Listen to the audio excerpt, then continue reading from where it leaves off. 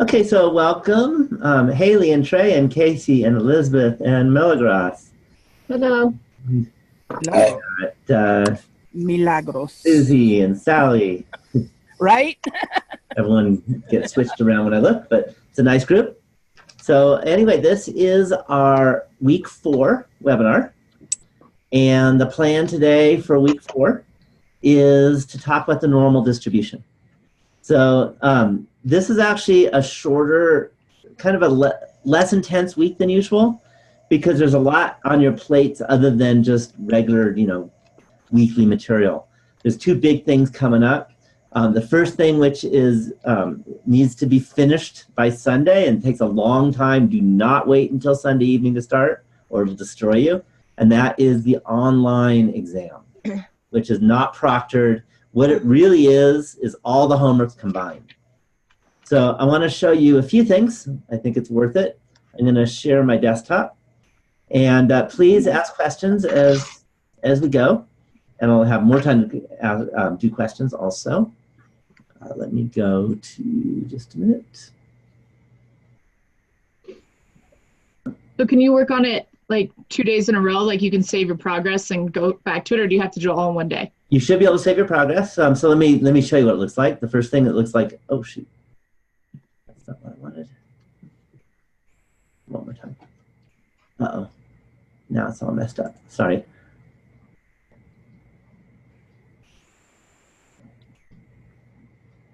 That's better.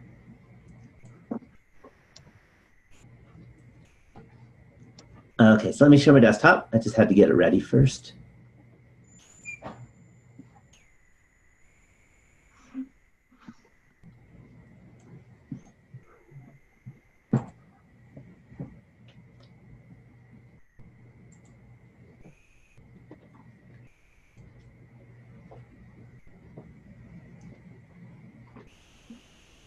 Okay, so the first thing is you should all know what this looks like. This is just when you go home, when you click on Canvas the first time, this is what you look at. And I think the best way of getting to it is you go to modules.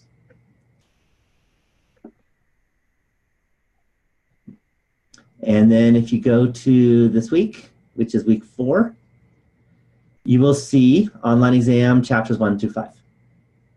And if you click on that, then there it is. So I want to show you something that, I want to scare you for a reason, because I want to make sure you give yourself time. There's 50 questions. So this is a collection of questions that you've been doing on the chapter assignments. So you can look at it at somewhere around, there's around 10 problems for each chapter or so, something like that. It's not quite even, but on average it's 10 problems for each chapter, because it's 5 chapters. It's chapters 1 through 5. Does that make sense? So officially, you're ready to take it today. So in terms of what you can do is you only, unlike the rest of the questions, the rest of assignments, you only get 1 try. And that's why I call it an exam instead of an assignment. Do you see the difference? Because in exams, if you get it wrong, you get it wrong. You can't just go back and redo it. So the assignments are more what's called formative, which means they're there for you to learn, figure out where you got it, where you didn't get it, keep trying until you get it. Where this is what's called summative, which is just a test to see if you got it or not, period. Does that make sense? Mm-hmm. Okay. So again, you click, I'm not even gonna look, hit submit. And then you'll notice there is nothing up here that says try again. Do you see that? It's over. You got it wrong. So, take note of these things, pay attention to it, and get it right. Is that clear? Also, there's 50 questions, so don't expect it to take 30 minutes, because each question takes some time. Some questions take longer than others. So give yourselves adequate time to get this online exam done. Do we have unlimited time? No, you have limited time because the clock ends at, I think, 11:59 on Sunday. Yeah, but unlimited time up until that point? Yeah. Okay, thank you. Yeah. Okay. But there is a due date.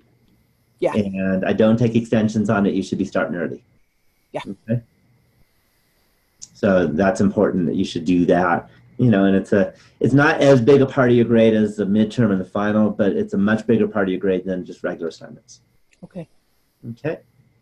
Any questions about the online exam? Okay, so again, there's a lot of them. I recommend pencil and paper while you're doing them. Question? Can we go back and redo the assignments? Uh-huh. Yeah, I Okay. was doing that Yeah, today. and that's a good practice too. So if you go, let me show you. You go to modules. And maybe I'll even, let's see, let me launch student view. So I'll make it look like the way you look at it, which isn't that much different. And if you want to do, say, for example, the, where is it? The chapter 2 descriptive statistics assignment, you click on it. Mhm. And there you go. And you'll see it's in review node. No scores will be saved. Okay. So you try it and see how you do. On the test, can we skip around between questions? Like we could go, if we don't want to answer question 2, we can go to question 5 or. Yeah, I do have it set as skip around. Okay. Yeah. Okay, any other questions? Good question, Haley. Yeah, but once you hit submit on that question, it's over. You can't ever go back to it because then you've submitted it. So when you hit submit, you better be ready that's the answer. Does that make sense? Yes. Okay. All right, any other questions on that? Okay, so again, there's a lot coming up. I want to remind you about another thing coming up while we're here. And I can actually do this in student mode without a problem. And that is Project 1. So I know it seems like a long time from now, but the time will move fast. So Project 1 is due by October 21st. That is a week from Sunday. Question? I thought it was October 22nd we decided. Oh, And the we- second? So that I do need to fix that. Oh, you're right. Oh, you know what? Let's see. Whatever that Sunday is today is the 9th, right? Wait, today's not the 9th. Today's the 9th. Yeah, do you know what the problem is? Honestly? My calendar. I'll have to show this to you because it's really, you may not be able to see it, but I got this calendar as a gift from the guy in charge of the Mars rovers, which is really cool. Except it's wrong. Isn't that horrible? So I use this calendar that I have on my wall, and sorry about that. So the calendar was wrong, and that's why the date's wrong. So it's the 22nd. So that is fixed. So sorry about that. That happens. But I'll fix that. I should fix it in the syllabus. I got to remember to do that. It might be in a few places. But I believe I fixed it over here. If not, then I will. Okay, so just some timelines in terms of that. Sunday, October 21st. If that is a Sunday, it's the 21st. Okay. So in terms of timeline, at this point, you should all be working together. You should have significant progress on definitely already have your topic and hopefully run by me already. And then you should also make sure that you're ready to survey and maybe already having surveyed your people. Okay. I noticed that there's some chat things I wasn't looking at. Apologies. It's possible to put an answer and come back, double check it later. The answer is you can, once you've hit submit on your answer, it's over. You can't. If you don't submit, I mean, you could put an answer on your piece of paper. No one will ever know. Does that make sense? In terms of the quiz. This exam does not need to be proctored. So this one you can take in your home, you can take it in a library, wherever you have to have internet access to take it. It's an online class, and that works fine. Okay, so let me remind you on timeline for the project. At this point, you should be well into the project. I recommend that within the next few days, maybe 2 days, you have your data collected. Okay, so make sure you have your data collected. You just have one column of data. If you think you have more than one, then you're doing it wrong. Okay, so that's a big mistake I see on a lot of projects. It's one column of answers, and that's it, all it is. It's not a comparison study. So within the next couple days, you should have collected your data. It should not take 20 hours to collect your data. Probably takes 20 minutes to collect your data. It's quick, 20 minutes each, of course, because the hope is that you're divvying up the work. That's how good projects are. Okay, so you should collect your data, and then what you should do is maybe over the weekend, maybe Monday and Tuesday, write it up so that you can give it to me. So then you email it to me. Email your project by midweek next week, and that'll be your draft of your project. And then I will read over your draft of the project. I will give you a full, not full, but a thoughtful set of recommendations to improve on your project. If it needs a whole lot of improvement, I'll recommend the highlights. Okay, there may be some other things too, but I'm not going to do a list of 100 items. Usually around 10 to 15 items typically is what I do. And the top 10 kind of items that you need to fix. If it's really good, then I'll have a bunch of little minor things in my top 10. Does that make sense? Then you'll get that by Wednesday or Thursday is the hope. And then you'll have a couple days to address the items that I have that I've emailed to you that need to be fixed. Okay, and I recommend Saturday would be a good goal date to have your project submitted. And that way, if something goes wrong, you have the extra day. It's a good life lesson. It's always a good idea to give yourself an extra day when you have something important going on. Kind of set your artificial due date one day before, and then hopefully you can just do it. And that way, if a disaster happens, you still have another day. Does that make sense? Because I don't take extensions on the project. What I do is I take deductions, and you don't want deductions. So turn it in on time. So that's kind of the timeline. Okay, in a different webinar, I went over all the details, but now it's time to start thinking about, what time and days do you want to be doing what pieces of it. The other thing is communicate with your partners. Okay, don't let 4 days go by without communicating. Okay, if your partner emails you, answer it within 24 hours. Okay, otherwise you are stressing that person out, and it's just not nice. So that's part of being a good team member, is make sure that you communicate as soon as you can. Shouldn't take long. So make sure you're checking your email, your college email, and that could be forwarded to your regular email, or it could be texted to you too. There's ways to do that, so that you're checking it often so you can communicate a lot.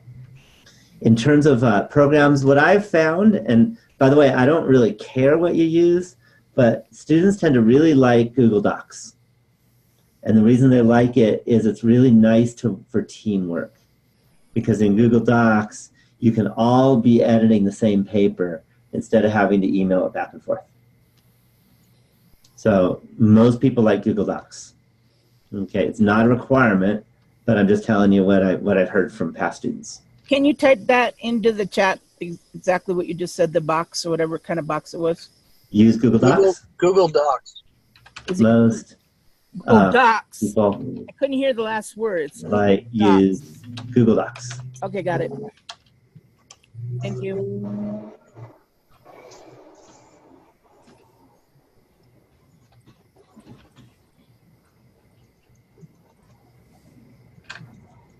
That's what most people use. It's free, so I'm not asking you to buy anything. But it's a really good collaboration tool. Okay, again, it's not a requirement, but I'm just telling you that people find that works well. Okay, any questions before we start talking about the normal distribution? Yes, I had a question from our previous assignment. The 5-point questions went pretty well. There's a couple of the 1-pointers that threw me. And I tried to get back in there and find the questions, and it's not letting me get back into those questions. But it was the ones that had to do with the decks of cards. Mm-hmm. I'm sorry, I don't have a specific question. Okay, so let me tell you one thing, is that I never put deck of card questions on a test. Okay. Because I think it's okay for assignments because they're low pressure, but tests are high pressure, and I can't expect you to know what card decks look like. That's not fair. Okay. That's one thing that makes you feel good. Huh? Thank you. So if you don't know the difference between a queen and a king of spades, that's okay. Okay. All right? But I could do something very similar. I could say, let's suppose you have a bag with 52 marbles, and 26 of them are black and 26 of them are red. Do you see what I mean? Yes. And that's the same as a deck of cards problem. But Okay. that's how I would give a problem like that. Okay. So if the problem was your lack of familiarity with cards, don't worry about it. If It the was problem probably a little was more than if you are that. familiar with cards, but you had trouble with the statistics, then it's time to ask questions. Does that make sense? Okay. Yeah, let me see if I could track down the question, then I'll run it by you later. Yeah. Thank you. Because I could very easily give you a question with a bag of marbles. Okay. And I do expect everyone to be able to like close your eyes and picture what black and red marbles might look like in a bag. Does that make sense? Yeah. Okay. I'm sorry, one more question, please, which is on last week's assignment. I found that a lot of them I could do fine if I drew everything out like we've been working on, but as far as writing out the equations, that was more challenging. Is that going to trip us up for a test, or do you care if we can do it by drawing it up, or? Are you talking chapter 5? Mm-hmm. So for chapter 5, you have to, for the problems that ask you for probabilities, you have to draw a picture. Okay. That's a requirement that you're going to have on the midterm, for example. Okay. Okay, or final, you know, if I give you a chapter 5 question, there's a good chance I will. So you have to draw the picture. And the idea is you're supposed to use the picture and the big equation, and this is one I do require you to know, and that is the area of a rectangle is the base times the height. Okay. I don't think Yeah, that's too much. My Yeah. question is just that the only way I know how to do these problems is if I draw the pictures, and is Absolutely. that okay? And you're expected to draw the pictures. Okay. Definitely Thank expected to draw the pictures, right? But then you have to do base times height. That's the one Yeah. equation that's absolutely important. Okay. Okay. Thank you. Then there's the other type of chapter 5 question, and that is the ones where you have a standard deviation or a mean and z-scores. And that there are equations. There's no pictures for that. And that is the a plus b over 2 for the mean, and then the square root of b minus a quantity squared over 12 for the standard deviation. Those are formulas you should have in your note sheet. Okay. Okay, and then the z-score formula from, that's not just that chapter, but lots of chapters use z-score, and that was x minus the mean divided by the standard deviation. Okay. So there are definitely some equations that you are responsible for. Okay. Okay, it's kind of really there's two parts of chapter 5. The part Thank of find the probability and the part of find the standard deviation. Okay. Okay, and they're really different. Does that make sense? Yeah, it does. Thank you. Okay, other questions? Other questions? Okay, if you don't have a question, I want to mention something about chapter 6. It is kind of the chapter that is the least immediately applicable. So a lot of it's going to be kind of mathy, and we'll deal with it.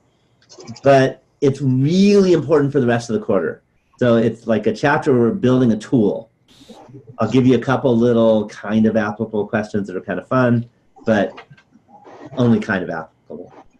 So that's just a little warning. And then after chapter 6, every chapter is extremely applicable to everyday life. I mean, that's the cool thing. But this one won't be clear that it has anything to do with your everyday life. But we're doing it anyway, because you need it for all the rest of the chapters. So let me show you what I mean. Okay, this is actually one of the few times I'm going to have this first sentence, which is, do not use a calculator.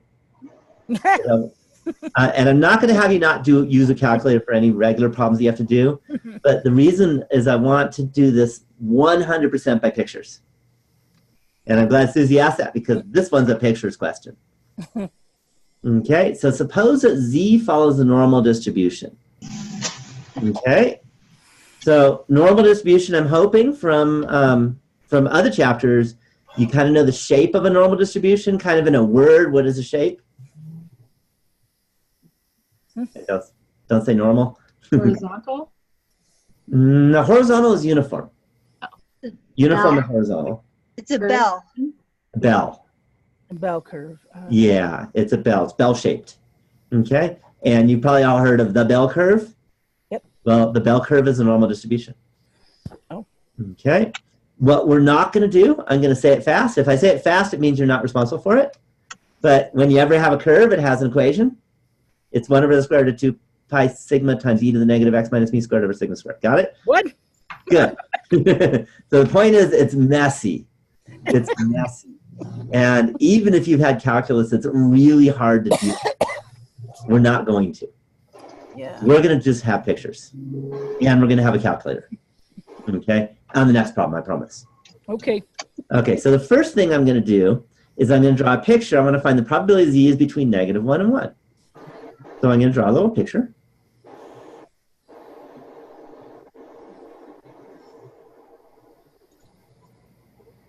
And you have already gotten used to, hopefully, drawing pictures because you had to do that in the chapter 5.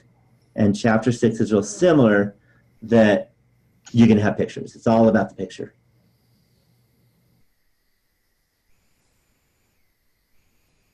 So remember that probability is area under a curve. Is that clear? So the picture I'm going to draw, I'm going to shade in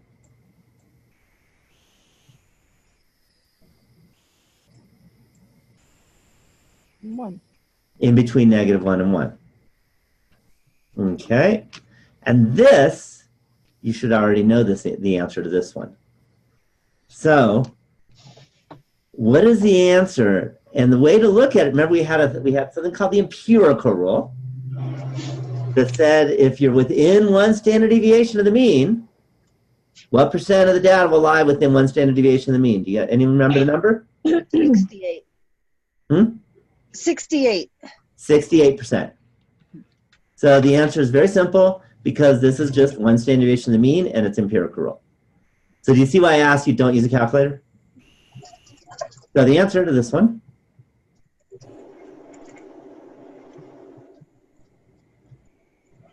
is just 0.68. 0.68.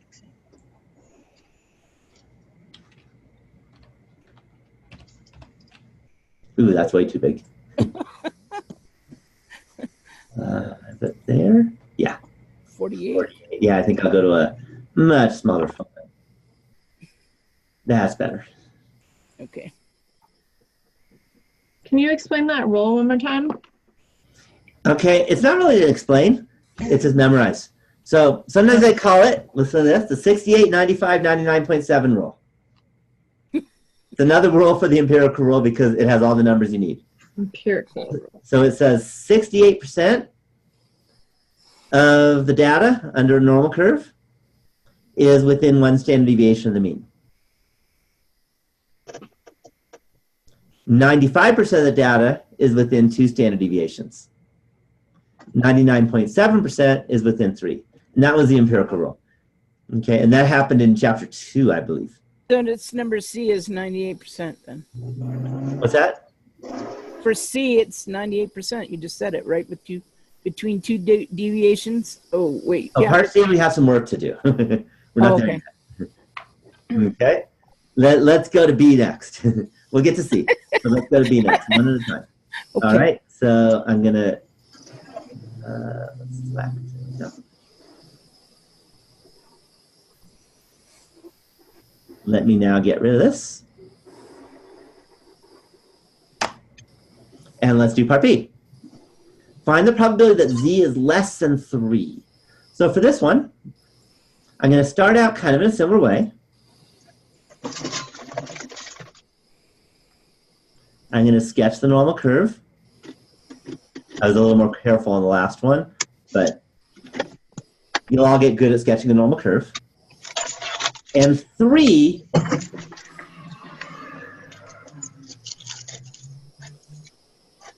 is way over here. Do you see that? Less than 3 is all of this stuff. Is that clear? Mm-hmm. Now, because of the empirical rule, we need more than just 3. This is 3. But the empirical rule has to be between the two numbers, right? So what other number do I need to draw? Negative Negative 3. 3. Any questions on that so far? So what we need is we need the probability that we're less than 3. We know the probability being between negative 3 and 3. What is the probability of being between negative 3 and 3? It's 68%. 99.7. Yeah, 99.7%. Right? That's 68 is for negative 1 to 1. Negative 3 to 3 is Yeah. or 0.997. Yeah.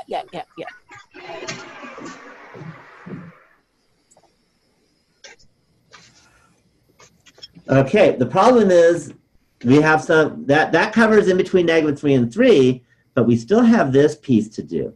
Does that make sense? Okay, well, here's what I'm going to do. I'm going to figure out this piece by looking at the left-hand side over here, and then also the right-hand side.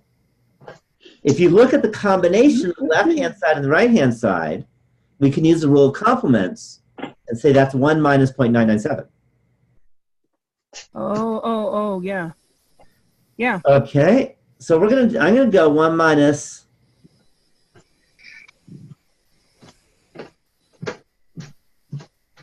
997, but that's both the left and the right. Do you see? Mm-hmm. I only want the left, so what do I have to do? If I have both of them and I only want one of them, what can I Take do? it from the other side. Add it to the other side. No. Split it in half. Yeah, divide by 2. Oh. If the left and right is 1 minus 0.997, then just the left is 1/2 of that. Any questions on that? So that tells us that our entire area here is going to be 0.997 and then plus 1 minus 0.997 Divided by 2. over 2. Any questions on that? Okay, and I know I said don't use a calculator. I would kind of let you stretch that one a bit, but I could do this one in my head. 1 minus 0.997 is 0.003. 0.003 divided by 2 is 0.0015. So you get 0.9985. That's arithmetic. I hope I don't need to teach you how to do arithmetic. Any questions on that? Didn't you round that up to 0.999? Nope. No, I'm going to keep it as what we've got. Okay. Okay. All right. Now let's do the next one. The next one's harder.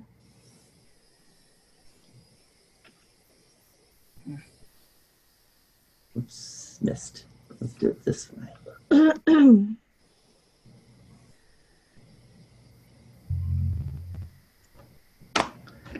Okay, so the next one is find the probability that z is between -1 and 2. So hopefully you all know how we're going to start. How are we going to start? With a line and a bell curve. Draw a picture. Yep.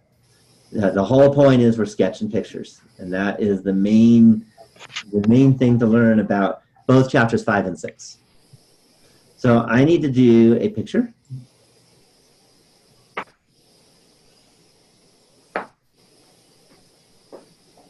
Good enough. And then I want the probability that z is between -1 and 2. So we need to go to -1, which is around here. Mhm. And then we need to go to 2, which is around here.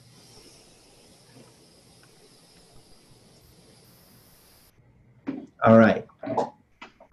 And we need to go like this, because there's our area. Any questions on that?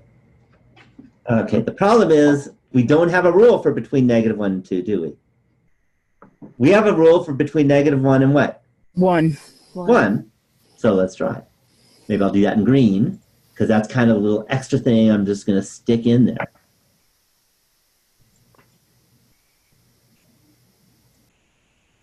So I can say that this area here, hopefully you all know, because we already did this, is 68%. 0.68. Yep.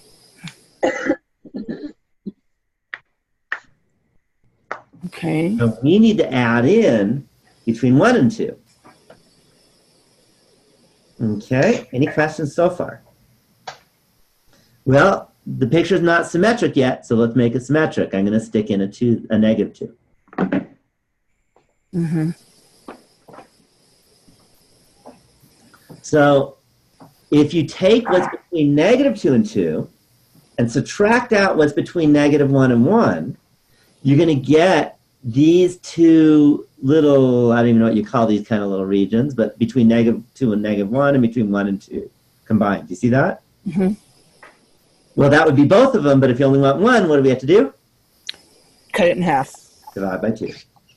Right. Are you seeing how the geometry works? Mm-hmm. This is very different than like an algebra class because we're really piecing together a picture. So this area is going to be what do you remember the area between -2 and 2? 997. 95. That's -3 and 3. 0.95. Oh, 95. Which I will let you know, actually, that's the most important of the 3. Okay. And I'll explain that in a second. 0.95 minus, what's the area between -1 and 1? That's obvious, it's there already. 0.68. 0.68. And I need to divide by 2. Okay. By the way, this 95%, if you look at what's outside of that, that's 5%. Hopefully you can all do that in your head, right? Where have you heard the 5% before? Oh, that's isn't that what makes something statistically significant? Yep. That's what makes something statistically significant. That's why this 95% is the most important. Mm-hmm. Because when you want to find out whether you can publish your paper, you need to be outside that 95% to be statistically significant. Do you see that? Mm-hmm. On the bell curve. We're going to learn next week that everything is a bell curve. Okay? It's one of those like amazing facts. And you have 2 choices. You can trust me, or you can take about 3 or 4 more years of mathematics so that you can learn how to prove the fact. So you decide what you want to do, because it's very deep math. But it is an amazing fact that this bell curve is like everything. The whole universe is the bell curve. Okay? Your body is made up of a bunch of bell curves. Okay, all your little atoms are bell curves. So they are everywhere. We'll learn that next week. Okay, but for now, we can actually just finish this off. Oh, by the way, one more thing is that between -2 and 2, where else have we used that?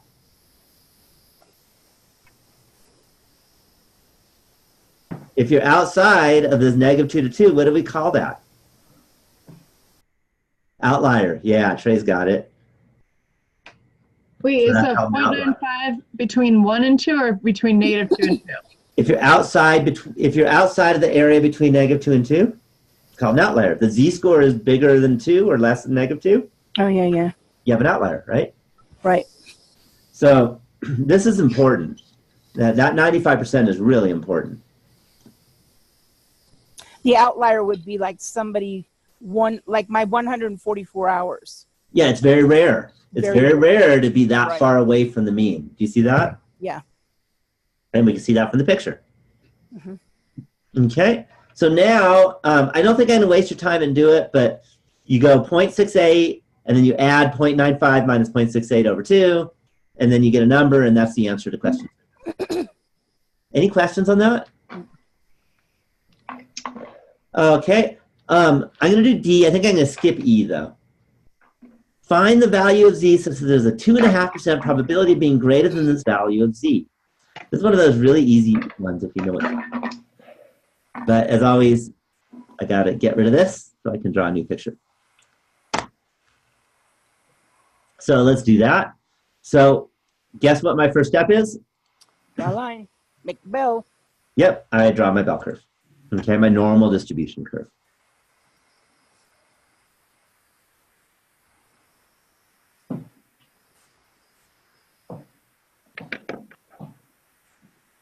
Oops, missed. Can he do it? Can he do it? That's what I gotta click. Ooh, that was awful. One more try.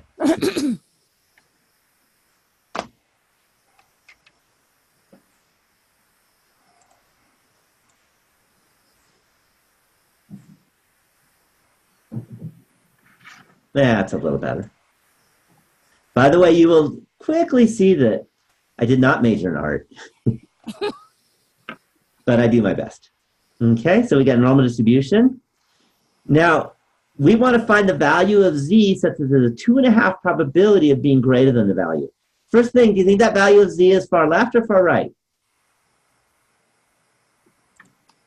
All right. Yeah, it's far right. If the only 2.5% are above you, you're pretty high. Does that make sense? Mm-hmm. So you're over there. Okay, 2.5%. Where do I place that? Where does that go in the picture? Right. What Great. is it? This is probably being graded then. I'm at the other end. Yep. No, not quite. The key is it's not on the x-axis What? or the z-axis. The 2.5% is the probability, so it is the area. This is the going backwards problem. This is, sorry, it's here actually. 0.025. Yeah, that's right. Do you see? So it's not on the axis at all. What's on the axis is our question, Z, which we don't know. So just like some of the others, I'm going to draw the symmetric picture and say that that is also 0.025.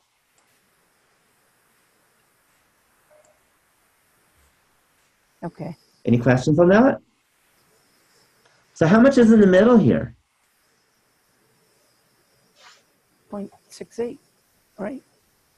Got to use the rule of complements. Oh, We the got comp- 0.025 and 0.025 on left and right. How much is that total so far? point So 0. 1 minus 0.05. Yes. And what's 1 minus 0.05? Yep. What's 1 minus 5%? 0.95. 0.95. And that should ring a bell. Mm-hmm. Ah. It does. Okay. Which was supposed to be a joke, but, you know, bell curve. Yeah, I got it. Oh, well.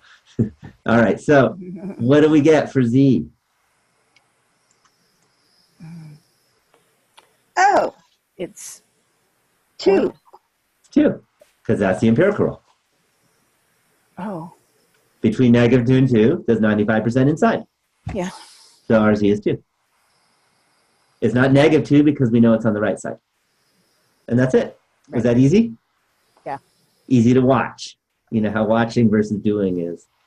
No, but I understand. Okay, I'm going to skip E because he's very similar to what I just did. I want to do F. I'm just going to do one of these. I'll let you pick one. Do you want 1.3, -4.5, 2.7, or -1.6? Negative 4.5. Negative 4.5. They're all the same, by the way. Okay, so we want the z-score. So hopefully you all remember. Let me let's get rid of this first, because this will distract you. So you're all supposed to know the formula for z-score. I'll start you off. Z equals, what's the numerator?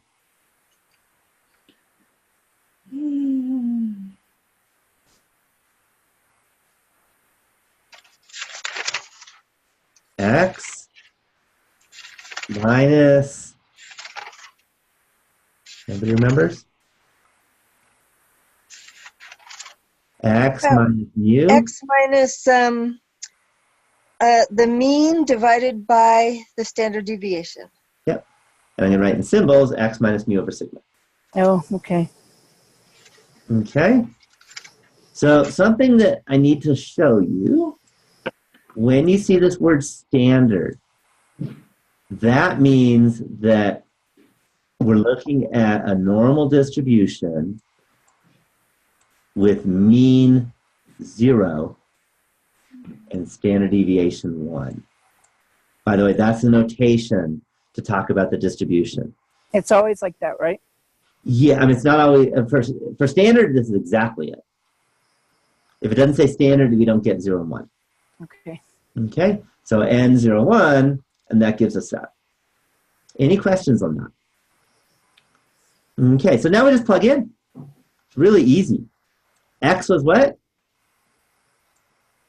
Negative 4.5. Negative 4.5. Minus the mean is?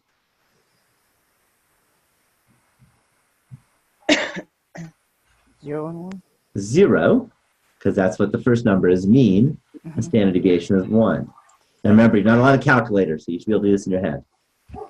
What's negative 4.5 minus 0 divided by 1? 4.5. It's negative 4.5. Notice something interesting? It's the same thing. Nothing happened. Do you see that? Yeah. If you subtract 0 and divide by 1, you don't do anything. That is the reason why we use the letter Z instead of X for a standard normal curve. Oh, you get it. Because it is a Z-score. So all the other ones are the same too then? The Z-score for 2.7 is 2.7. Yep. As long as it's a standard normal. It's not standard, everything changes. But it says find the Z-scores for the following values, but at the top it says standard, so you're replying that standard goes through all of it then? Standard means mean is 0, standard deviation is 1. No, I mean like it doesn't say standard in the F. It just says find the Z-scores, so we don't know if it's standard or not unless... Oh, but this first sentence tells you the whole... Right, that's what I'm everything. asking. Yes. Just like, do not use a calculator, that was for all of them. Okay. And standard is for all of them as well. Okay. Yeah, and so is the word normal. Okay, so the first one is 1.3, next one is negative 4.5, next one is 2.7, the next one will be negative 1.6. Yeah, in other words, the whole point you're supposed to get that nothing changes.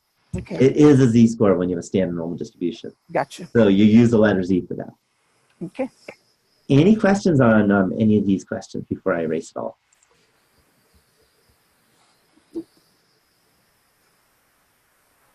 I missed. Try again.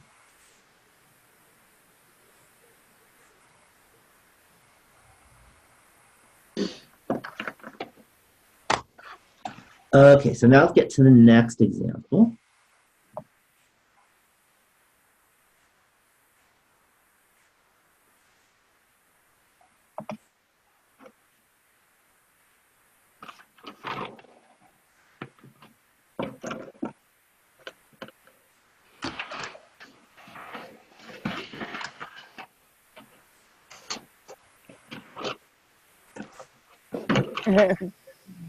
Okay, so here's the next example. You'll like the first sentence. Use a calculator. Yeah, that's all. Okay, but I wanted to show you how to understand everything with area. Okay, use a calculator, but we're still going to have to draw pictures because I require it. Suppose that x follows the normal distribution. Notice it doesn't have the word standard. But I told you the mean is 114 and the standard deviation is 23. Okay. Find the probability that x is between 100 and 120. So the first thing I should do is, Make your bell.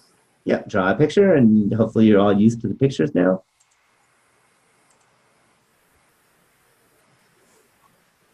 Ooh, nice. That was a good line, wasn't it? I'm so proud of you. Like, Okay. Putting the mean in here helps because before it was always 0, so you kind of knew, but now we don't. So sticking the mean in is a good idea. 114.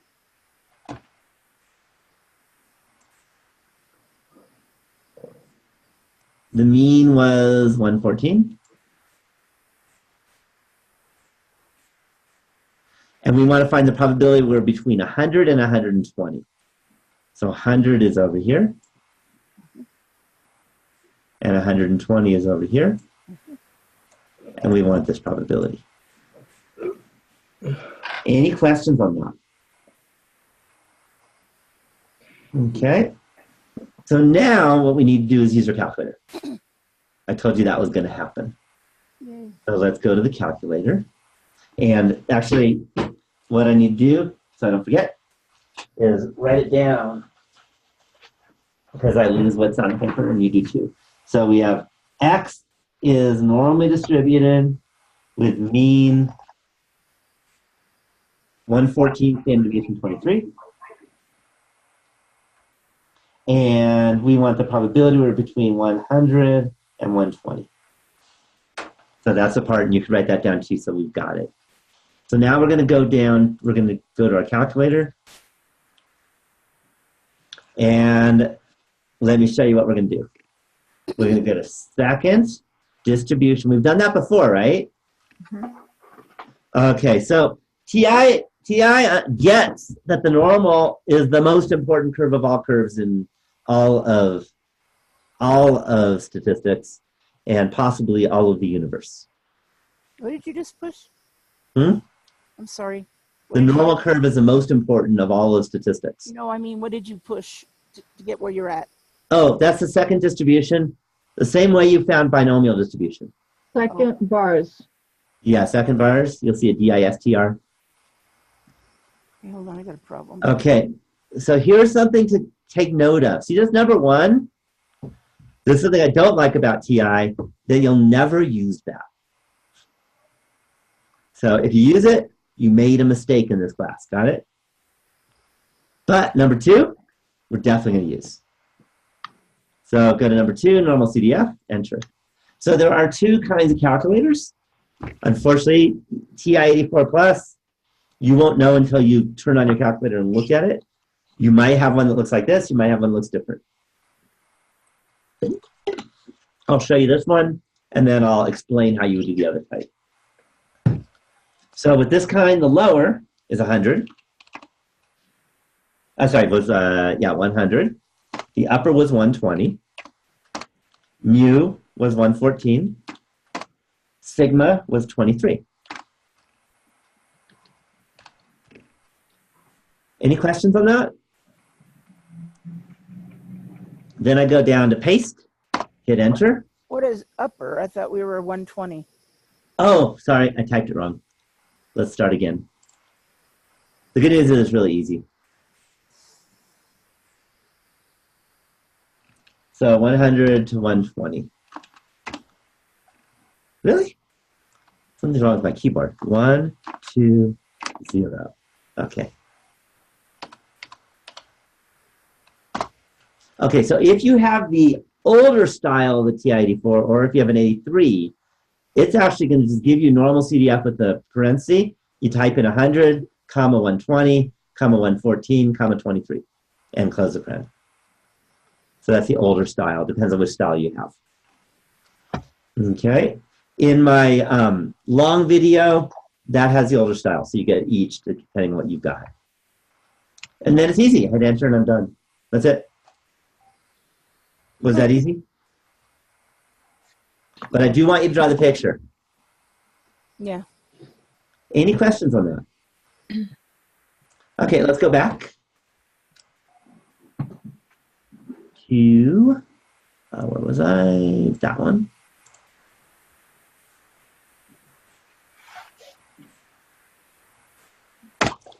Probability that x is greater than 200. So what I'm going to do is draw the picture again.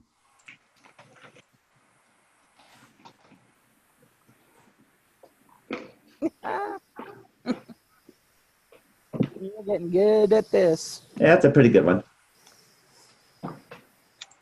We still have 114 for the mean. 200 is somewhere over here.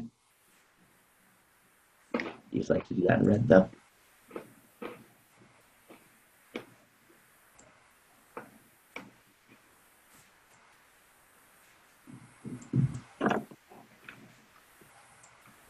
Okay, so when you do this one, the left bound or the right is, the left is pretty easy. What's the left? What number is it? The left boundary for this area? It's an easy answer.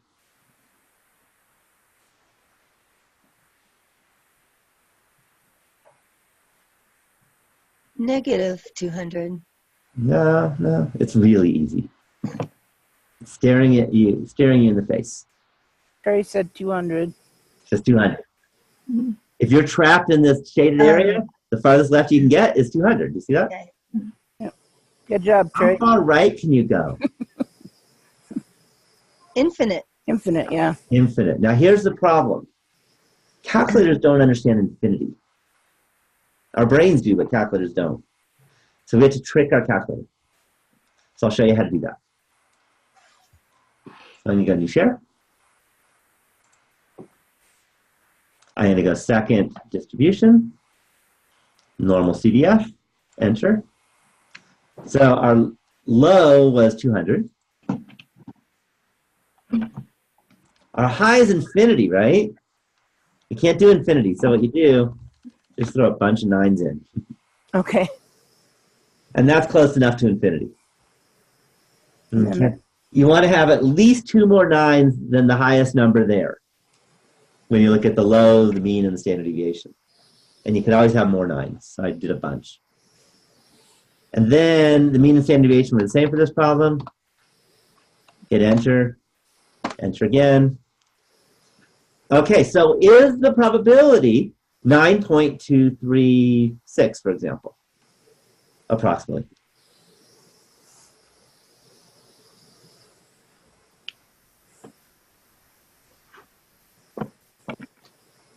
What's the question? Well, I'm looking at my screen, and it says 9.23569. What's the Is question? that the probability of it being bigger than 200?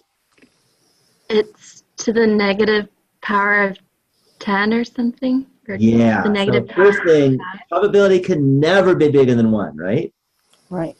So if you ever give me a number bigger than 1 for probability, you should definitely go something is very wrong. Got it? So what this is the way you read your calculator, this is scientific notation. So what this means is you need to move the decimal over 5 places. So this is 0.0000092357. Does that make sense? Mm-hmm. So that e negative 5 really means times 10 to the negative 5th power. And it means move the decimal over 5 places. The first place you don't do anything except move it, and all the rest of the places you got to stick a 0 in there. Wow. So that's why it's 4 zeros and then the 9. Okay, I got it.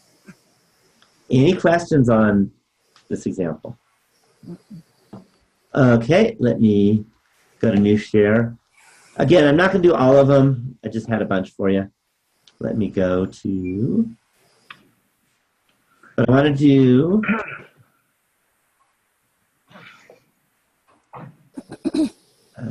it didn't show the last ones. Okay, let me do the last ones for you. Mm-hmm. For some reason it didn't get to E and F.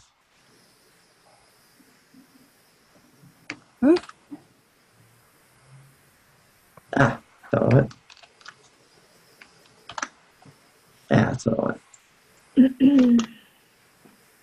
A, but just sometimes that happens when you do copy and paste. Okay, find the IQR. Do you remember what IQR means? Interquartile range. Yeah, interquartile range. So we need to draw the picture because that's always important.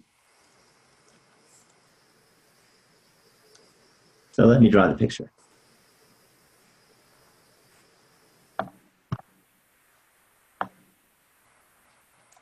There's your picture. So do you remember what the interquartile range means? The third quartile minus the first quartile. Yeah, third quartile is somewhere around here. The first quartile is going to be somewhere around here. Everything's symmetric. So what I do know is this is Q3. Mm-hmm. And this is Q1. Mm-hmm. What I don't know is the numbers. Mm. But I can get them. Because if I look at this area to the left of Q3, what do you get? By definition of Q3. 0.997. 0.75. 0.75. Because Oh, the third quartile is the 75th percentile. I got it. If I look at this area, for the first quartile, what is it? 0.25. 2.5. Yeah. Any questions on that? Mm-mm. So notice this time we know the area, we want to find the value of x. It's backwards, right? Do you remember the word for backwards in math? Inverse. Inverse. So we're going to need that. So now let me go to the calculator and we'll be ready for it. So that was perfect that you remembered it was inverse. So let's go to the calculator. I can clear out what I had. How do I get out of this? Yeah, how do you go back on the calculator? I just always like turn it off and then You could a back. second quit, second mode, and it quits it. Ah. But we'll go back to the screen before. What's that? We'll go back to the previous screen, or No, it goes back to like home, as though you turn the thing on and off. So how do I get out of this one too? Second quit. So second mode. Second mode. Oh, got it. Thank you. That gets you out. Thank you. Okay, so we want inv norm because we know that we want to go backwards, which is inverse. And inv stands for inverse, norm stands for normal. So I hit enter.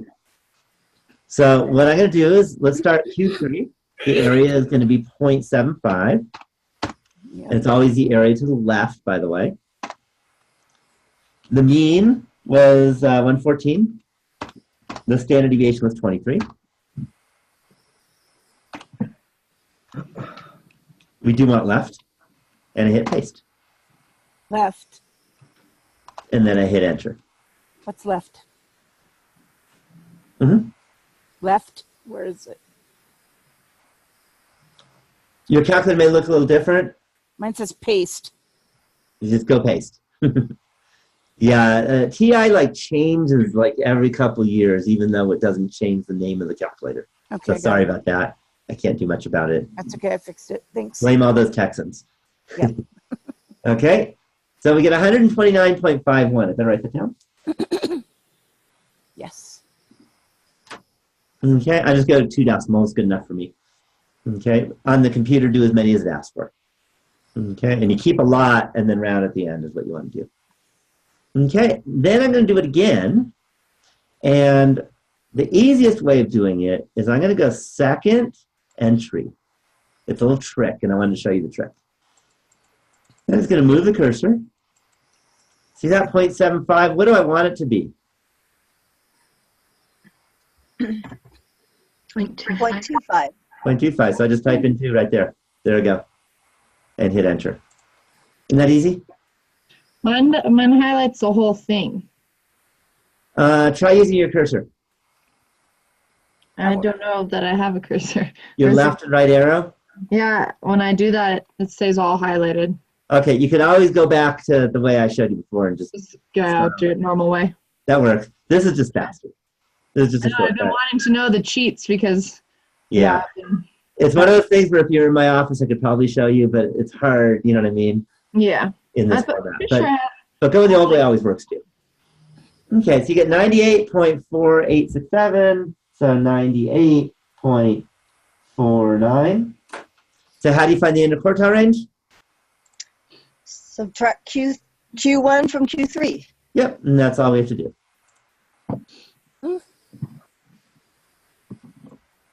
So the answer is 129.51 minus 98.49. Okay, and I'll let you do it with the calculator. Any questions on that? Okay, ready for a more fun one? Because these are kind of dry, aren't they? 31.02. All right, so now I'm going to give you a fun one.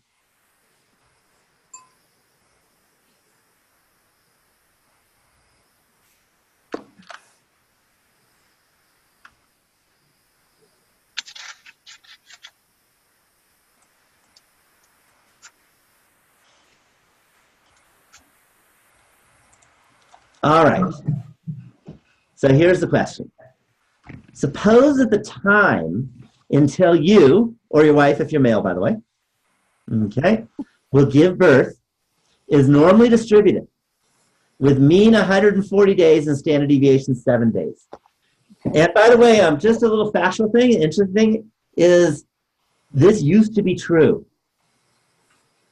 It used to be that the distribution of giving birth day of days to give birth had a standard deviation 7 days and it was normally distributed. And the mean 140 means that if you look at your expected date, you know, when are you expecting? You hear about that. 9 months is from conception. So you figure whatever that number of days is, but we have 140 left. Does that make sense? Mm-hmm. In the old days, that used to be true. Why is it not true anymore? C-section. C-sections. C-sections changed everything. It destroyed statistics. So we're going to pretend you don't believe in C-sections. Good? Okay, so it actually is normally distributed, believe it or not. Okay, now things have changed because they cut it off after a certain. If you're a week late, they just pull that baby out now, right? In the old days, they didn't do that. Okay, your boss has just scheduled you or your wife, okay, for a business trip to China. Good idea? No. Okay, remember you're pregnant, right? Right. Right? Or you're going to be the father of a baby, and your wife is going to go to China. They're Okay. pregnant too. Or the woman that you impregnated, if it's not your wife. Okay? You're leaving today. Got it? You're going to return in 135 days. What's the probability the baby will be born in China? Oh. Okay? Does that make sense? Mm-hmm. So I think you all know, how do we start? Draw a bell. Draw a bell curve. Yeah, we draw a bell curve. Are you seeing that these problems are all the same? I know this is about China, but same thing. Okay, so we're going to draw a bell curve. You can draw it from right to left if you want. Yeah, I'm left-handed, so I do better from left to right. Okay, so we know that the mean is given, and that is, in fact, I'm going to write down x tilde n 140, 40,7. comma 7. Yeah. Just to kind of keep us there, because that's what every problem is going to need that, and A, B, and C will all need that. So the mean is 140.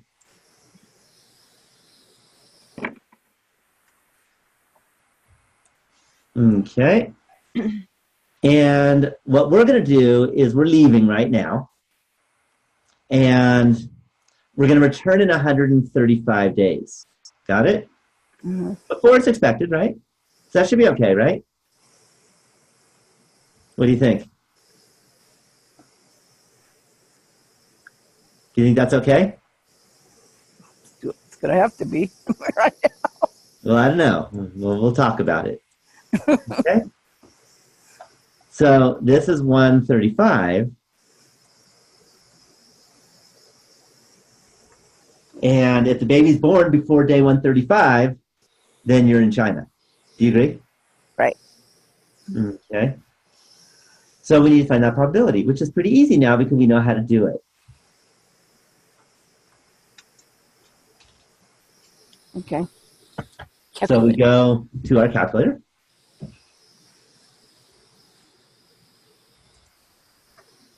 And we go second distribution.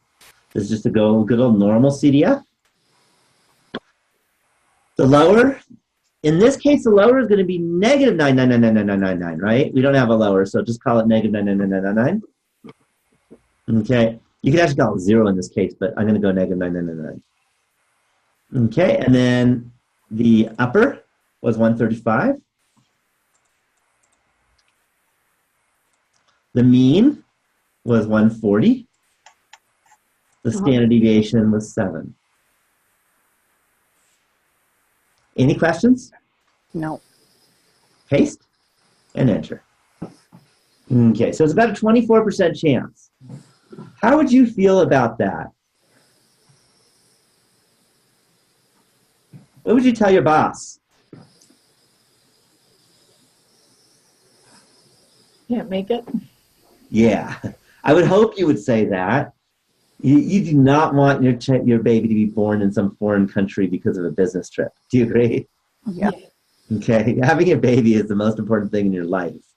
So you don't put work about that. But you have. So here's the thing: 24% is way too big a percent, right? Okay, but if you went for a day, it would probably be fine, right? There's like almost no percent. So what percent might be okay? So let's talk about that. And that's the next question. So you decide that way too risky. Do you agree? So you decide to negotiate with your boss to ensure that there's no more than a 1% chance that the baby will be born in China. Does that sound reasonable? Mm-hmm. Then you're pretty sure that you're going to have a baby born at home, which is much better. What day should you return? Any questions on the question?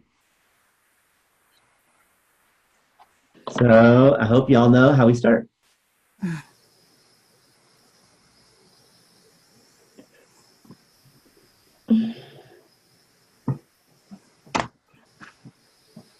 So we start with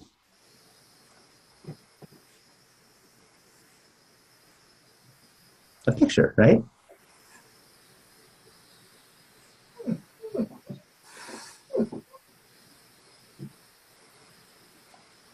Okay, our mean, still 140.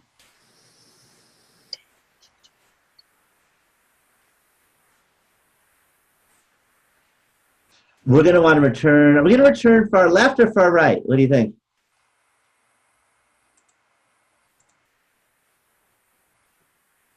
Left. I think far left. You're not going to go to China and return like after your due date. Does that make sense? So we're going to return far left, somewhere around here. Do we know the return date?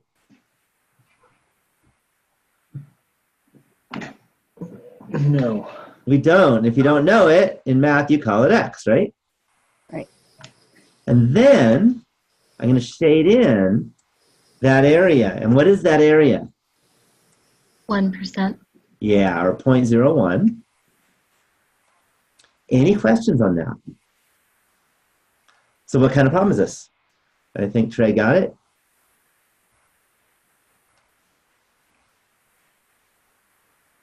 If you're given the probability, you want to find the X, what do we have to do? Get the inverse.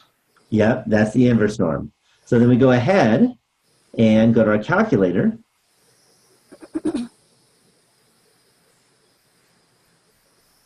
And we go to second distribution. We go to inv norm. Enter. The area is 0.01. Mu was 140. Standard deviation was 7. left, and paste. Okay. So when should we return? 124. No, you're negotiating 123. Okay. Remember, because 124 would mean a little more than 1%, and you want no more than 1%. Okay. So 123 for negotiation purposes. I got it. Does that make sense? Yep. And then you're going to have a less than 1% chance of the baby being born in China, and you don't lose your job. Any questions on that?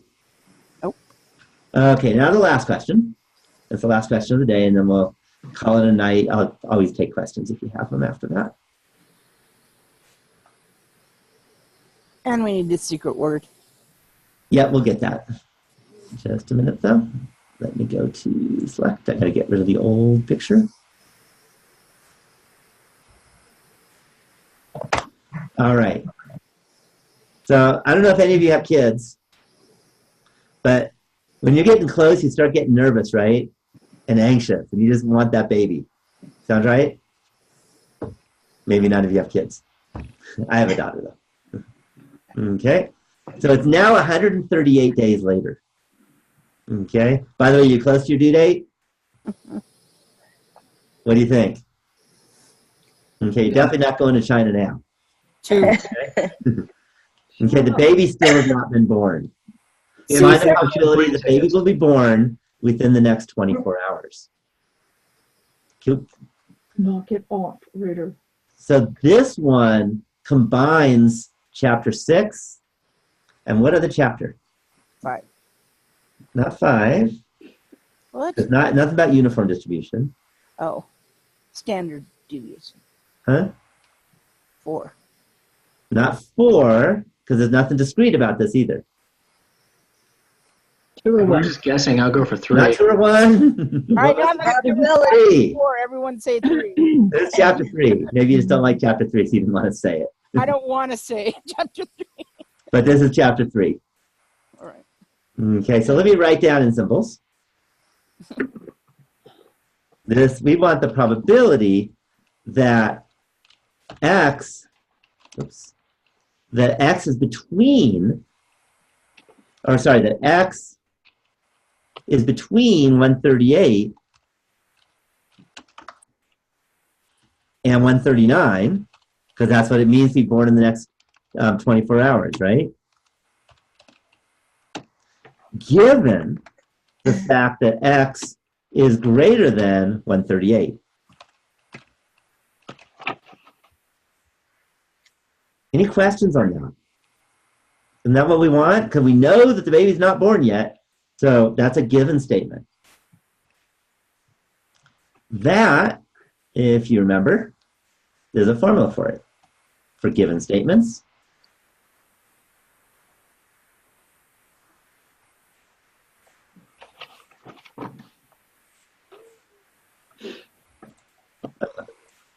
Oh, I don't want text, I want brush.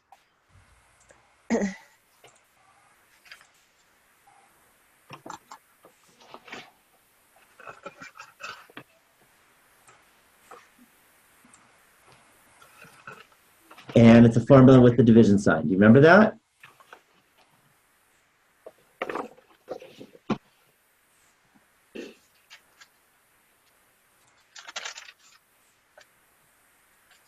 So that is the probability that both happen.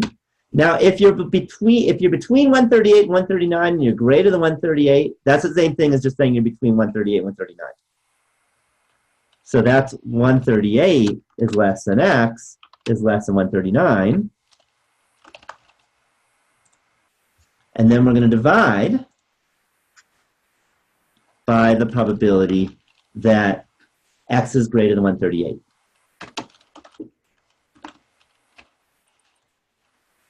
Any questions on that? So this one is going to have two pictures. We got the numerator picture and the denominator picture.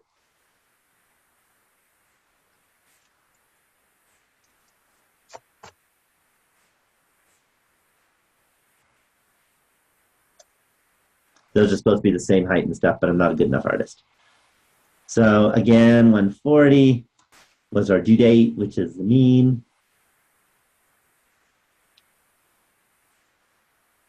And we want to be between 138 and 139.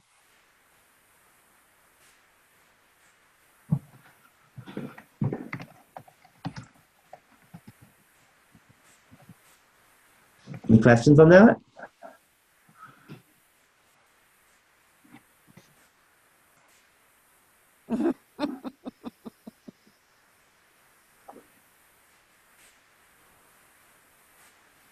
And then for the other one, we want to be greater than 138.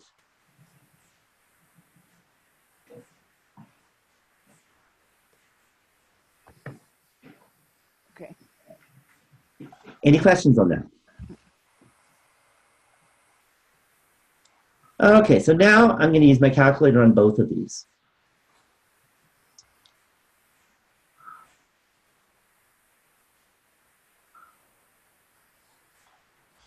Okay, so the first thing for the 138 to 139, let's go to second distribution. We're going to go to normal CDF. And we have 138 for the lower, 139 for the upper. The mean was 140, and the standard deviation was 7. And I paste, and I hit enter. And I get about 0.0557 or something like that. Now I'm going to do the 139 one.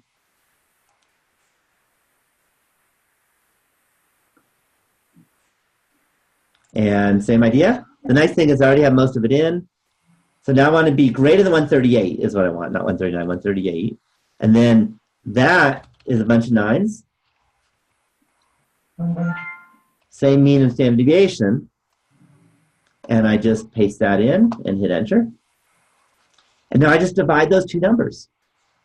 So 0.505565. And then divided by 0.6125. 245. 245. I was rounding. So if you want 245, we can do that. And there we have it. It's about a 9% chance that the baby will be born in the next 24 hours. Probably don't want to make any big trips. Any questions about how this problem works? I'm still kind of confused on when to use inverse and when to use CDF. Okay, it's a really good question. So notice the ones we just did used just normal CDF, and that's when you're given a value of x, and you want to find a probability of something of that x happening. Does that make sense? So if you want to find out probability that something's less than a number or greater than a number or between numbers, that's normal CDF. That makes sense. Inv norm is when you're given the probability and you want to find x. So if I say there's a 25% chance of something happening, what is the value of x for that? That's the inverse norm. Okay. If I say what is the chance of being greater than 10, that's normal CDF. Do you see that? Mm-hmm. Okay, very important question, so I'm glad you asked. Okay, let me do the following. Wrong one, this is paint.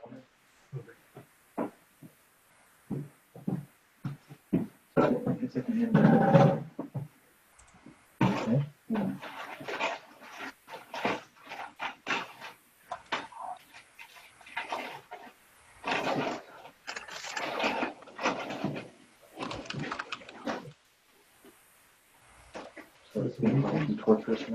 So the secret word is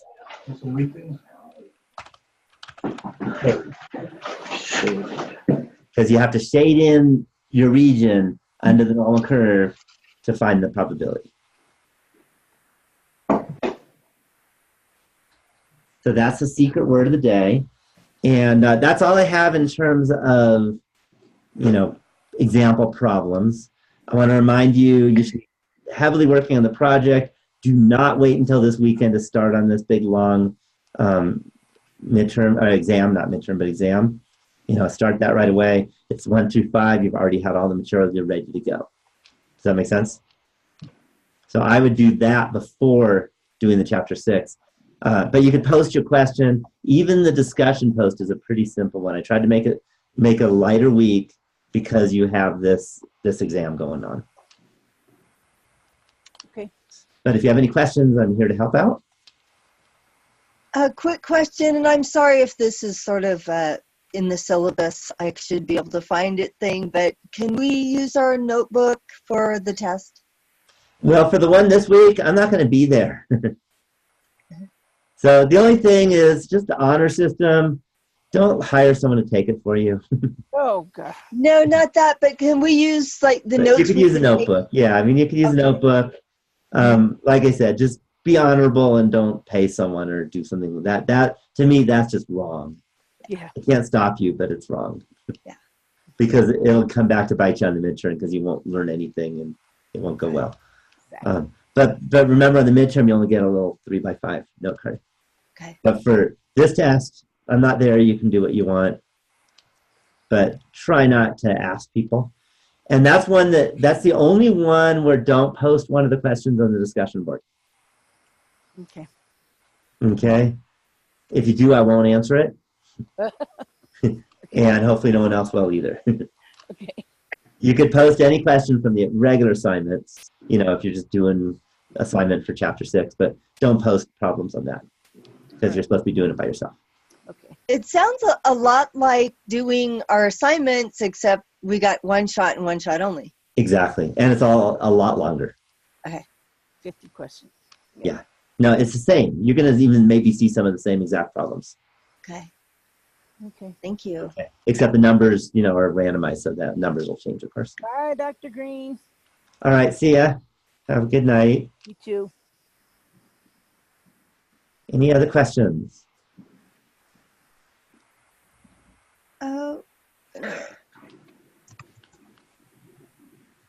And as always, if you don't have questions, you can just say good night.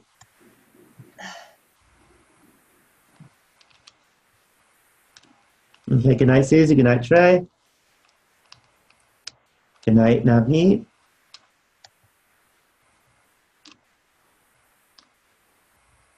Any questions, Cecilia?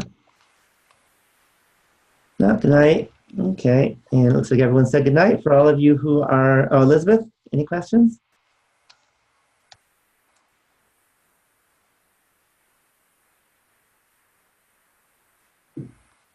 Any questions, Elizabeth? Last chance.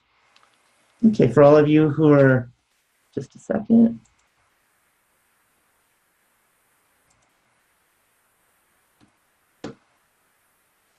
Okay, so I guess there's no more questions. All right, for all of you who are watching this as an archive webinar, make sure that you pop it in the secret word. You'll find it. And please post on the Q&A forum if you have questions about something. And please post on the project discussion forum for the project questions. Okay, and I'm here to help you out. I'll be checking online often. Have a wonderful night.